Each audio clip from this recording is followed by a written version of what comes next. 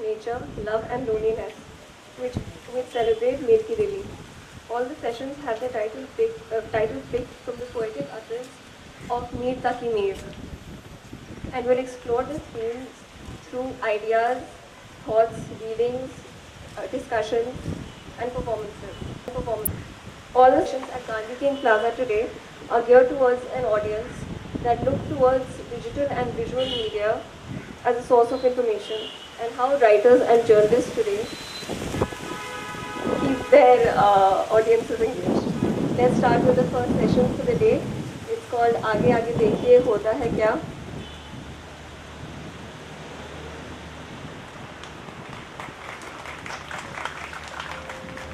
Thank you, Mrs. Rai. So the first session for the day is Aage Aage Dekhiye, Hota Hai Kyaa? Watch what happens next. So in an age of wanting to be constantly abreast with politics, business, innovation, travel, entertainment, and more, the editors of 3 online publications discuss how a digital daily, opinion, and commentary platform cover the latest breaking news while keeping their literary skills intact and engaging readers. So we have 3 speakers here. The first is Deeksha Madho, the editor of Quartz India. She oversees content spanning the topics of business, technology, popular culture, and politics. Welcome, Deeksha. The second is Jairaj Singh. He's a New Delhi-based writer and journalist. He's the editor of Daily O, India Today's opinion website, and co-consultant for Words in the Garden. Welcome, Jairaj. The third speaker, we have Rohan Venkatram Krishnan. He's the news editor at Scroll. You do. I want to know from each of you, what is the worst thing about being an online journalist? What do you hate the most about your job? Or let's say, what is the most challenging aspect about being an online journalist? I think the primary thing that becomes really hard when I was a newspaper, the hardest bit is not being able to switch off, which we have to figure out how to moderate often with our teams and so on. But yeah, it's just, you're always on. What about you, Deeksha? I completely agree with what Rohan has said, that you really can't switch off in online journalism. But the other thing is that apart from, as an editor, apart from just thinking about stories, audience engagement or reader engagement is such a critical thing that like if you're working for a newspaper or if you're working for a magazine, you know that your subscribers are going to see the front page. They're going to open the newspaper and they will see the stories. When you work for an online platform, online only platform, you have to think of ways to reach your audience. You have to reach their inbox, you have to reach their Facebook feeds, Twitter feeds, so that you get them to click. Not just get them to click, you have to first you have to just reach them. They're not going to your homepage. That's a myth. The homepage is actually almost dead. So you have to figure out how to reach these people, how to reach your readers. And you're competing with Facebook, you're competing with Snapchat content. So that's quite tough. Everything that Rohan and Deeksha said is basically, it's true, absolutely true. But I think that we're just always dealing with an unfinished product. It's never an edition. And I think, just to ensure that every time a fresh pair of eyes lays, on your website, that it has to look as if it's up to date. And sometimes that you're dealing with one story at a time, which is when a story goes out or somebody's reading that story, is just that story which speaks for you. It's never that, what was the lead of Express today, this morning, and, each story is a lead in a way, Now, with Rohan and Jairaj, you've worked with newspapers before this. You worked with Hindustan Times. You work with Mail Today. Deeksha, you work with Reuters, which isn't really a print space, but it's more a wire organization. What was your transition like, moving away from newspapers, a very traditional sort of a space, onto a digital platform? You want to take that? Yeah. So, newspapers are built to structure things in a certain way. There's also a certain hierarchy within the newsroom City teams, I think, ought to be more important in newsrooms, particularly in Delhi, because newspapers ought to speak directly to their audiences. But there is a hierarchy where you start off with the city team, there's the desk, then there's the fancier political bureau, you have the editors who have their rhythms, you come in the morning around 11 for your morning meeting, an evening meeting at 6. You can decide things like what's on your front page and what you want your readers to read, like Jairaj and Diksha were saying. And the transition to digital is entirely different. One of the things I found most useful about the internet is that very often, because there is little direct understanding of circulation in your newspaper, people don't even send letters as much or emails, that you might be writing, but the only feedback you're getting is from your peers or from editors, which is a good thing because you get to hear from other people in the field, but it's also a bad thing because you're not hearing from the readers necessarily. So you start to write to your editors, you start to write for your peers rather than for the audience. That happens a lot too. That's a familiar complaint against a lot of print or traditional media, that they write for for the bureau. Because circulation does not immediately reflect. You might have been doing great city journalism for a week, but the circulation department is what gets that newspaper out there, right? On the internet, on the other hand, if you've done a great set of stories this week, you know immediately. Your readers are telling you right away whether it's good or bad, often very bad. You'll get plenty of feedback, negative immediately, but it's there. It's a more collaborative space. You get to hear quickly. The immediate feedback is not always a good thing, but by and large you tend to write more for your audience, which is what journalism's function is. It is not to impress your editor, but to actually convey information and knowledge to your reader. And so that transition has been a very positive thing, at least for me. It's where digital breaks open that idea that you're writing for this little set in Lutyens or the other journalists in other newsrooms. You're writing actually for your audience. Do you feel that too, Diksha, that when you made the transition you were sort of more responsive to your readers and did that affect your writing style? I think, so at Quads we have sort of dismantled the beat structure that exists in print media. So you have a reporter covering telecom, you have a reporter covering aviation. We have something called obsessions. So we feel that our audience, they are obsessing over different things, at like every few months there would be something else that they want to read about, and it would be a confluence of various beats. So for instance, when it comes to say something like the Cyrus Mistry Tata boardroom battle, it's a business story, but at the same time it's about leadership, it's about succession, it's and you need to it's a more collaborative effort if you follow this type of a structure. And I think the way we are covering news in online is definitely changing. It's less rigid and it's way more collaborative. And also our newsrooms are way leaner. So the same person, like I have to figure out how to write about business, at the same time I have to figure out how to analyze data, how to visualize data. It's like, you're a one-man band or a one-woman band. So, yeah, biggest difference. So your transition from since I handle an opinion website, I think it's ironic because I remember when I was in the Hindustan Times, and the edit page was one of the least read pages in the newspaper. So much so that I think the Times of India at one time even threw it out and put it somewhere on the business side. So, to see how important that space for comment and, analysis is now today, I think that the India Today's idea of to create daily was to sort of sift, to create a big difference between news and opinion, because anyway, when you read today, you can't tell whether you're reading analysis or you're reading a report. We wanted to create a separate sort of space for that. So I think that, yes, that, it's very interactive, this space. The online space is, you get to know exactly what the reader wants, and that's, it cuts both ways, because sometimes you didn't want to know what the reader wants to, it was, for the print, it was very intuitive, and that was, so I would say that, being, coming from the print media is helped in a way, because, it helps me put a semblance to where I am, you know, in online. I would have hated myself if I was just, started from an online space.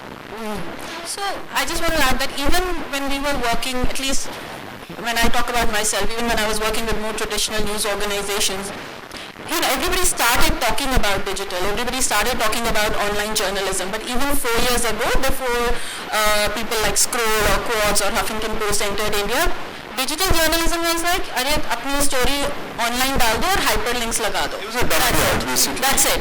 And online journalists were considered technical journalists. Yeah. So there was this concept of experimenting and figuring out how to reach your readers. That's very new. But I don't know, you guys have spoken about structures. The newsroom is different from a traditional newsroom. News Laundry for about 3 years. Before that I was with Business Standard and DNA. The key thing that I felt change in me as a journalist was that I'm constantly evaluating myself today on the basis of, and this just happens because on the web there's so much feedback. You can always see how well your stories are doing, who's tweeting it, who's sharing it, who's saying what about it, how many hits.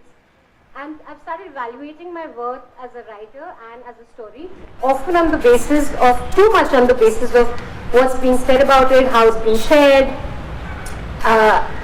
Does that happen with you guys? And do you think that you're not just saying, you're trying to make a case for it. I think writing is the best way to air your leanings. Everything comes clear, In a piece, in a well-written piece, you know exactly, the person who's written it. And I think that's also, people need that, I think it's interesting that Jairaj brought up questioning, because I think it's something we struggle with a lot at Scroll, where we're often accused of being unnecessarily anti-establishment, anti-government, anti-BJP, anti-movie. Over the course of JNU, we had lots of conversations about whether we felt that internally, whether we were not reflecting maybe a plurality of voices, and it's something we do make an effort to understand various viewpoints, but we also think it's worthwhile repeating. The danger on the internet is that saying the same thing over and over can start to sound old, right? So to constantly speak up for the fact that people have the right to say what they want can start to sound old. You need a fresh angle and a new headline, from a purely technical perspective. And yes, it is valuable to keep saying that. Sometimes to the detriment of your traffic, maybe to the detriment of your reputation, it is worthwhile going out there, getting a plurality of voices, ensuring that you're well-rounded in your coverage. At the end of the day, we're digital, but I think all of us here appreciate the utility of nuts and bolts ground reporters who will take the time to actually understand what's happening. And yet, if things are happening that you feel are problematic, if at Ramjas, something happens and then police beats up the journalists, right? There are certain lines where even if I'm saying it over and over again, if people are criticizing, it's worth saying it over and over again.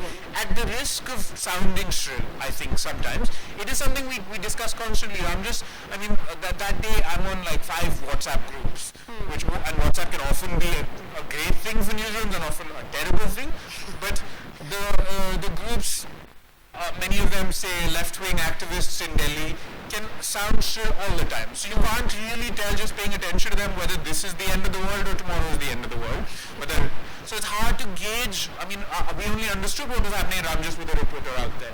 Just basing stuff off of user-generated content is dangerous, but as Diksha points out, it's useful because you pay attention to how people are understanding and appreciating things. But at the end of the day, trying to handle that is very complex. It's easier in Delhi where you can send a reporter.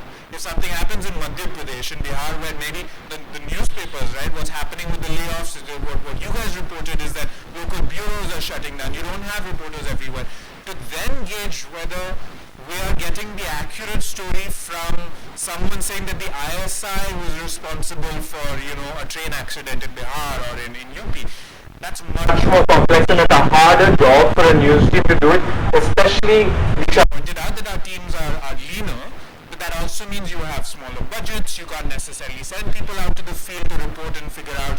You don't always have a trustworthy reporter in the region who can give you valuable information there. So it's a daily challenge. It's something that we grapple with. You guys are figuring out your news for the day when you have your morning meetings.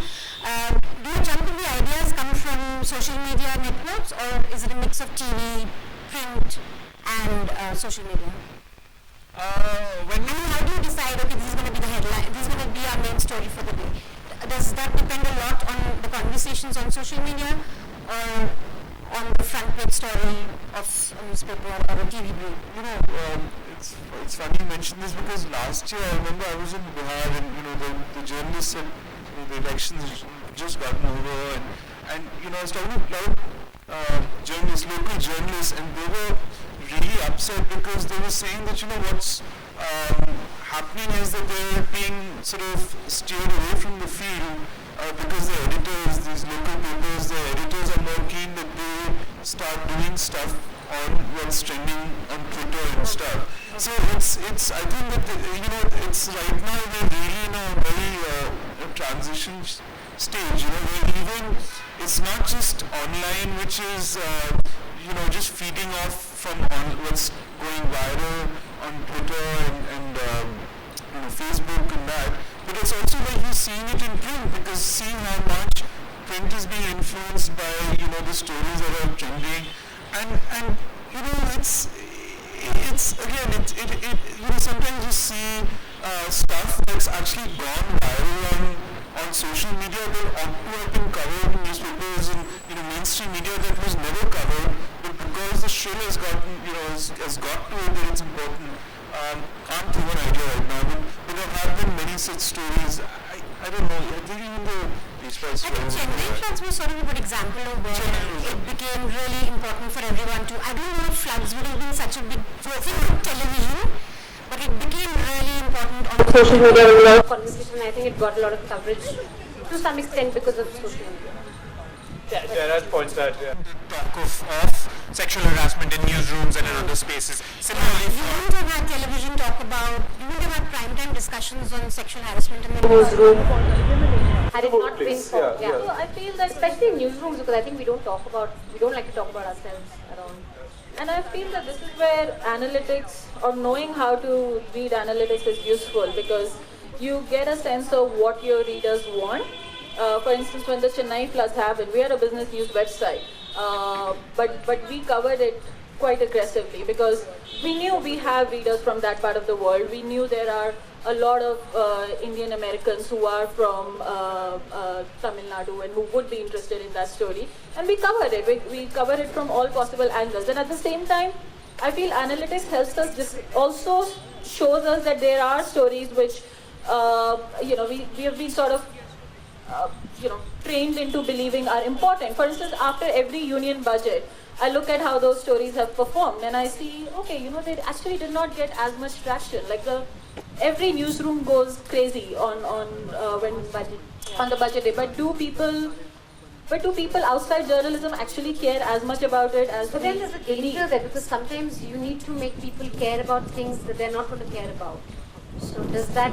Maybe they don't care about it because it is not relevant in their lives. That as journalists we lose sight of sometimes. So I think that it's true on both accounts. That there are stuff that there's a lot of flap that you have to get rid of, which mainstream does, which has never been accounted for. Who's reading or what is the impact? And then there's stuff that you need to do despite the fact that there are no numbers, or there are no, it's not important, or you may not, the Delhi people may not think it's important. Because like I said, that on online, I think the joy is that you discover newer and newer audiences each and every day with newer and newer stories. You can find the popular readers anywhere in this world with one link which travels, and you can literally trace where it goes. So there's a certain joy in not also knowing that your audience is not limited, your readership is not just a particular pocket of Delhi or particular pocket of Bombay, or it goes further and further. And you can pin Diksha's point down a little more particularly. I think she made a valuable point with the budget, which is that the budget speech doesn't matter as much to readers, right? when you cover something, when we cover something on how then, what's in the documents regarding the social welfare, whether you're getting your pensions or Narega, whether that's doing well, that story does much better and matters much more people than my instant analysis of the budget speech, which is government propaganda in its own way. It's a statement of account, but it is propaganda. It's an opportunity for government. And I think a lot of the newsroom is built around dealing with that day, the speech, rather than the next 3 days, the next 3 weeks of dealing with the accounts, the demands, the appropriations. And so we find this, like, we will still do the immediate analysis on the speech, try to understand what messages the government is sending out, but often that more measured understanding of what has happened in the previous year with regards to the actual budget, like, matters more to people and is more valuable to do as a journalist. Do you think the traditional newspapers or traditional media still focuses on just what happened as opposed to, do you think digital does it better? Really, digital is helping us figure out areas that traditional media never touched. It could be wildlife journalism, it could be science journalism, health journalism. I think all these new platforms are covering these areas, which are very important and have been ignored for the last several decades, in a very fresh manner. Also, and this is a question for you, because it's also writing on the media. This is something that I remember 6-7 years back, nobody dared to question each other, or journalists were like holy cows, so how you being in News Laundry, which is completely focused on checking media and media ethics, often. Yeah, I don't think I'll get a job in a newspaper because or any other media, because where do I work? No one wants to talk about the media. And it is true that had it not been for News Laundry, an online space where I'm allowed to report on the media, whether on the layoffs, whether on, the basic salary structures, the way a newsroom functions, propaganda, conflict of interest. How rape is covered. Yeah, recently. So for me, I think right now traditional media, and it reflects often, because often for my stories when I call editors, they just tell me that what is it to you, like none of your business. Yeah, you can see how condescending the big papers are, particularly on this. If you notice, they would rarely ever mention the names of their competition. And the big papers particularly will either say an English daily, or if they really want to be a leading English daily, will be permitted. I remember the HTO, would say a sisterly publication for Hindustan Times. Yeah. Sisterly publication. Yes. But this is something that... But that's one thing great about the online space. We, at least the digital platforms, we always hyperlink, if someone else breaks a story, at least that's we attribute, which traditional media doesn't do. So we can, again, this is something that as we've grown bigger at Scroll, we've tried to understand that actually, Disha was saying that the front page is dead or dying. The homepage is unexpectedly found that something like 20% of our audience is coming still through the front door. They're coming to the homepage, coming to Scroll.in, they're typing that in, rather than going to Facebook, Twitter, or wherever else. And what we found is people are actually relying on us as a destination. They want to come to us for news. But we have we're under no illusion that we are a destination, in the sense that we have a newsroom 1/10 the size of the Times of India. Or, we don't have reporters everywhere. And so it's very important for us to acknowledge that there is great reportage happening elsewhere, there's good opinion happening elsewhere. I run a morning newsletter that is aimed at pointing out that there is stuff out there that we haven't covered. As Disha points out, we find spaces that legacy traditional media doesn't cover, but we do not believe that we can replace them anytime soon. I find it very valuable that the Times of India, and more importantly, like language media, so Hindustan or Navbharat Times or Dinakaran, they are like employing masses of journalists across the country, and we rely on them to give us the news. We give you the analysis. We can often give you great reportage the day after, etc. But it does not gladden my heart to see legacy media dying or to see them shutting down offices. Which is why I worry when traditional media, newspapers, mainstream newspapers are going the digital way and having leaner newsrooms, trying to do what us niche websites are sort of what we're good at. In the sense that, we still need very much the institutional strength of an Indian Express, Times of India, Hindustan Times, which has reporters in every in every district. You need these bureaus. We need them to gather the news. You need them to gather news because, you know, in time to come, it won't be. I mean, of course, you know, it's the spin and the analysis and the clever ways we can introduce and cover those stories. But you need the basic information first, like a Dadri story which shook India, I think, came from a newspaper. It came from Express. They gave it a lot of play. And it was a bureau. It was a bureau story. It's a guy who goes and does his beat every day, and I think he found that story. I mean, the thing is that you need that. This we can't do. This you can't send somebody to find something. You know, this is a story that's coming out of your beat. If that doesn't happen, or if that stops, then we are all in grave danger. Which is why it's a little troublesome when you say that you met journalists in Bihar and they were being told by the editors that write on Twitter trends instead of, you know, getting news from the ground. But I want to touch on clickbait, something that we all look down on, but we all do. Is it inevitable because you need the numbers, you need people to click? A headline in an online platform is probably more important in a newspaper. I mean, it is still important in a newspaper, but there is still the blurb, the caption, the image that can draw in the reader. The analogy for a newspaper is not the layout. The analogy for the newspaper is the circulation department. Headlines are our circulation online. No, but I mean that we distribute through the headline. Yeah. People see the headline the first.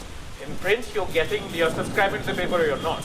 Online, our distribution mechanism is the headline. So it has to bear a lot of weight on its shoulders. So when you say, so there are two things happening here. Even in India, we are looking at, you know, how much time a reader has spent on that particular story. We've started doing it. And I think till maybe 2015, you could talk about clickbait because, you know, there would be readers who would click on, you know, 5 things that will blow your mind or something of that sort. But I think our readers are way more evolved now. They do not want lazy headlines. Yes, they want conversational headlines. They don't want jargon in the headline. They want to understand how this story, like if I'm spending 1.5 minutes on this story, I want to see in the headline why it is important to me. So you have to, the headline is the new nut graph, let me put it that way. But if you are saying that, I think you can get readers through a clickbait headline once, but really? Not again. I click all the time. Being a journalist, it happens to me all the time. You can see it in the headline, wow, international organization. Something and there's nothing. Yeah, but you know, you can see like... Will you go back to that? You will not go back. You will not click on 11 things that will... It's just too... It really traps you. I mean, it traps me. And being a journalist, I still fall for it all the time. So I'm wondering what like regular readers... Yeah, but okay, how many of you have... I mean, as editors, do you sense when you're giving a clickbaity headline? Have you done it deliberately? Don't say you've never done it. Clickbait when I say something in the headline and the story doesn't deliver. Yeah, if the story has 11 charts on you know how India watches pornography, then that is what the headline is going to say. Yeah. So that's more. You can't see. You have to be somewhere between telling everything that the story. You can't reveal the entire promise of the story. You know, sometimes you have to. There should be some invitation. If it's going to say too much, and most people unfortunately just read the headlines and move on because they feel like they've got the entire headline. And if you look at Twitter, people are mostly on stories when they say it's gone viral on Twitter. I never trust it because I know my analytics are telling me that people are just responding to that bloody headlines. Sorry, they're just responding to the headline. You know, they only react to the headline. So your headline has to, you know, it can't reveal too much. It shouldn't reveal too much, but it should at least, you know, it should sort of pique the audience. But to ground that discussion, I learned most about clickbaity headlines from working at a tabloid newspaper. Not working online. Mail today, yeah, absolutely. We were told institutionally that your headline has to be 3 steps ahead of the story. And the front page headline has to be far ahead. Often the promise of the story doesn't like bear out in when you actually read it. And on the internet I do less and less. We don't talk about that enough, but newspapers have been clickbaiting, not clickbaiting, but the Telegraph does great work, but very often that like banner, like 6-column headline every morning is often misleading. It's not. We're not going to war every day, right? And so print has done this for years and years. On the internet, fads tend to go up and down, as Diksha was pointing out. 2 years ago, 3 years ago, the Upworthy, you'll never believe what happens next headline was all over the place, and it's disappeared because people know that they will believe what happens next. So. Okay, time's up. So we take questions if there are any. Any questions? Yes, please, ma'am. Is there anyone? Can we get a mic for the lady there?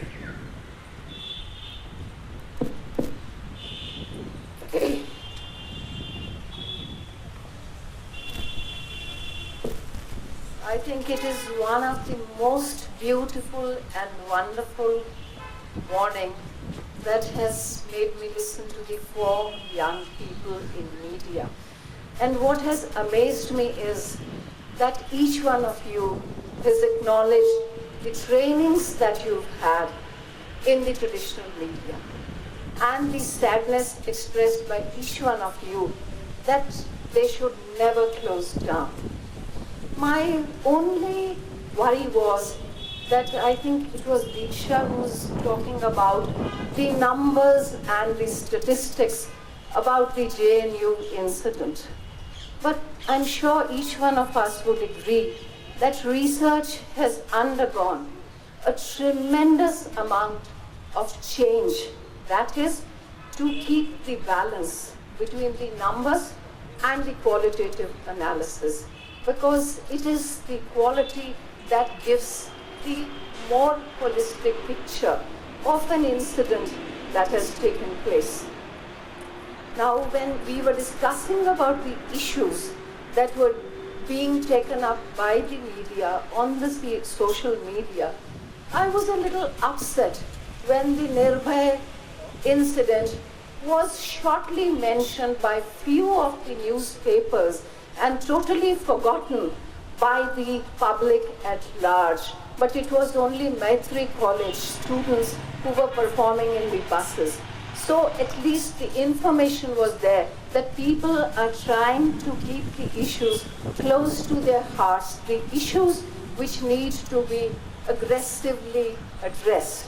My second concern has been, are we giving the adequate coverage to the losing of the girl child in the fetus?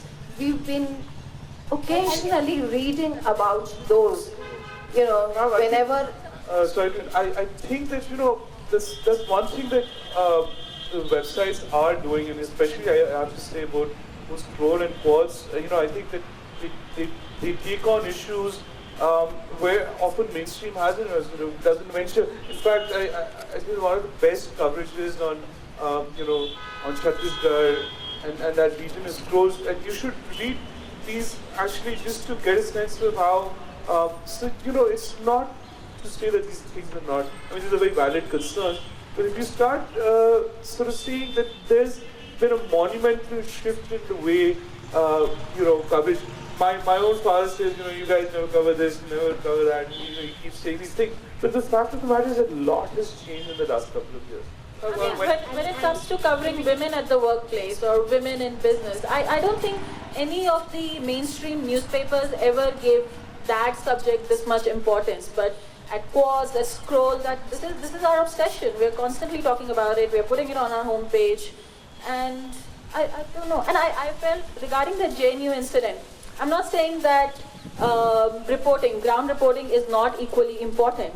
But I'm just saying that for long, data has not been given the importance that it deserves in Indian journalism. And now with online, we are exploring that as well. One of the questions that most annoyed me in the newsroom, in a traditional newsroom, was profile Kyaa-Hai, which is that if there was a fire in a slum in outer Delhi and 200 houses are burnt down, and if one upper class girl got abducted and returned, in South Delhi, we will give more importance to the second story and not the first story. That is not a question that comes up in our newsroom, and this is something that makes me very happy. That's in the Scroll newsroom, if we think it matters to people, you don't have to ask profile Kyaa. If you think whether can we do a good job of reporting this, yes or no, that's another matter. But we don't care that much about those little things in terms of your target group and your audience. Next question. Yeah, can you please? Hello. My question is it's not targeted at one particular individual. Anyone of you can answer it. It's rather related to the economics of, say, online portals. And I remember a couple of years back, the previous editor-in-chief of Guardian was in India, and he was asked this question about, how in UK, I mean, the print publication especially, as well as in US, and he said that it would be better for, Indian market to understand this is going to happen to you as well. But there was this assurance, we felt that, look, we're yet to penetrate into rural India. The print has not penetrated to that extent. So considering that in mind, we will not sort of have that impact on, say, print. But now we are seeing the layoffs as well in Hindustan Times and Telegraph, and now I think Indian Express is also planning to have one in the near future. And I remember Supriya Sharma writing about it a couple of years back in Caravan in Vantage about how the economics of, say, an online portal, wherein the advertising rates are much less comparatively. And of course we have different paywall, native advertising. So how that affects, say, the working, wherein, say, there is no different marketing department at times. You also have to think, that how native advertising is what kind of native advertising is going to be there.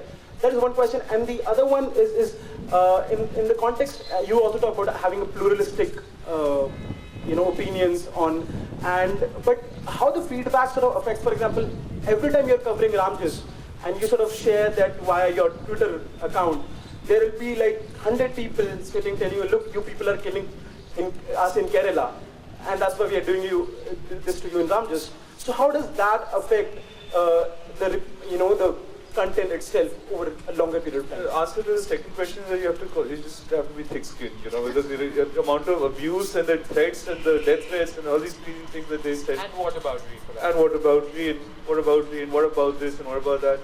So I have a slightly different take on this. I pay a lot of attention to the trolls, to every negative comment that I get on Facebook or on my story, because I think it's important to see. And often I feel that not all the criticism is always, you can't just brush it aside and say, oh, what about me or this person. I think it helps a journalist to be aware of opposing points of view, even if you have a position. And at News Laundry, we feel that we have positions. It's not possible to not have a bias, but you can be fair. And you can report both sides, and you can be transparent. We aim towards transparency rather than saying that we don't have any biases. So for me, I pay a lot of attention to all the negativity, just to keep myself abreast with the conversations and the criticism that I get for whatever. Even if that means being called prostitute or secular. I ignore the abuse, but if someone. Very inventive. But I don't think we can shut ourselves off to the anger also that the media gets, because a lot of it is our fault. We have been completely unaccountable to people. We practice really horrible practices like not issuing corrections, often carrying out propaganda, not being transparent enough. So I do think that a lot of mistrust in media we deserve, and we need to start addressing that. I think this is the worst time to be a journalist. I mean, the last few years, ever since 2014, I wonder why. It's also been like, it's terrible to be a journalist. There's complete distrust. We've also, we've caused this, but it's that, nobody trusts journalists anymore. And the fake media, I mean, Trump's declaring a war. I think a lot of what's happening in America is we're on familiar grounds here. I think they're going through everything that we're going through in that sense. I was actually looking at Tinder data. And in India, journalism is one of the least desirable professions right now. Nobody wants to marry a journalist. Nobody wants to screw a journalist. But I think that was I think it's also the most exciting time to be a journalist in that sense, right? You are under the gun. It gives you a sense of purpose. You can see what's happening to newsrooms in the States, for example. That certainly there's a lack of trust in the wider public. But within your understanding of what you're doing, it becomes a little clearer. Maybe that you're not out there to necessarily like sell propaganda. You're out there to question. You're out there to speak truth to power. I also feel like somewhere, we know what, links like as an editor, I can tell you what link not to open, no matter how clickbait the headline. But at some level, it's become crazy. I think there's so many new, each and every website does not hold any editorial standard or values that we would sort of are brought up upon, literally. I think because anybody who has a website is in the realm of content and content farming and these new sort of jargon to describe what editorial policies. It just goes all over the place. I feel like they take viewpoints, they do stories which are only certain stories. I feel like it's become a WhatsApp forward is almost taken as seriously as a news report, and I think that somewhere I know that the audience is also getting smarter, but there's also so much of it in the air that you don't know what you're reading, where you read it from also, But I did want to answer the other question also there, which was at least with Scroll, and this is true for Quartz, for a few other places, we don't think about native advertising. There is a separate team that looks at that. We have no connection to them in the sense they sit in the same office, but no editorial staff works on the native advertising side at all. There is a very clear separation, I think a better separation at Scroll than there is at the Times of India between what is marketing and what's reportage. But it's certainly true that the ecosystem is breaking down. It's becoming harder to actually run news organizations. At the same time, one of the most exciting things about being at Scroll for me is that we are selling ads, we're selling expensive ads that are good enough to actually sustain good journalism. Places like News Laundry where they're experimenting with a paywall, where in traditional media often the entertainment and sports pages are subsidizing the news coverage. You are not always necessarily paying for what you're getting. You're spending 2 rupees, that's more going to the newsprint and the paper than it is towards the journalism. What we are trying to what we're attempting here is to actually get people to either pay for journalism or to get valuable journalism out there that's sustainable, and it's actually an exciting part of the job, but also you have to be very optimistic. And also I think that this is something that is not told often enough. The story of online journalism is not just about experimenting with the editorial, it's also about experimenting with ads, with business models. Native advertising, I've never met a reader who has said that I'm confused by the native ad. I think it's part of the editorial. I've never had someone say that to me, but I have had people who have said that, the ads look beautiful and we feel like clicking and reading. So it's a better experience for the consumer as well. And I think that's worth talking about. The gentleman there. Sorry, I bumped into it. I was in another station. Deep desire to interact with other people instead of being confined to my own area. I must have discussed it earlier. Very general question. Do you see the whole idea of newspapers are going to go away altogether, or like photographers find? I really hope not. I hope not. We just discussed that we hope they don't. Well, the print product might go away. Right? I think the news organizations will find a way. Not anytime soon. Not anytime soon in India, but it's possible that people will. I mean, what happened in America was the same. People thought it wouldn't disappear, and then in a matter of a decade, right, like massive amounts of actually what disappeared was the classified advertising business, which then made sure that the print product barely was there anymore, relatively. But I do think news organizations have an advantage by looking at the West and understanding how they're adapting. Because we have maybe a 10 or a 15-year head start on the West in waiting for our print products to die fully, that maybe they'll crack the business model and we can sort of adapt it here. Small question. Very small. Very interesting. I remember Punjab Kesari printing in the front page always the film news earlier. I don't know. Punjab Kesari, I found, I'm from Bengal, I came across, this newspaper prints, the first page is about films, and then the other newspapers. So there's a tactic, I think, you're maybe some actor had said something? Was it just a film, or was it because actors do often? No. What I mean is, coverage. First page of Punjab Kesari was not headlines of normal headlines. First page was film. Not the third page. At my student newspaper in college, we increased circulation by, it was a tiny paper, it was 10,000, we increased it by 2,000, which was a big increase for us, by putting the weather on the front page and the Sudoku on the back page, because people in class wanted to do the Sudoku and see the weather in the morning. So that's a serious tactic. Yeah, absolutely. Okay, so our time's up. Thanks so much for listening to us. Thanks a lot.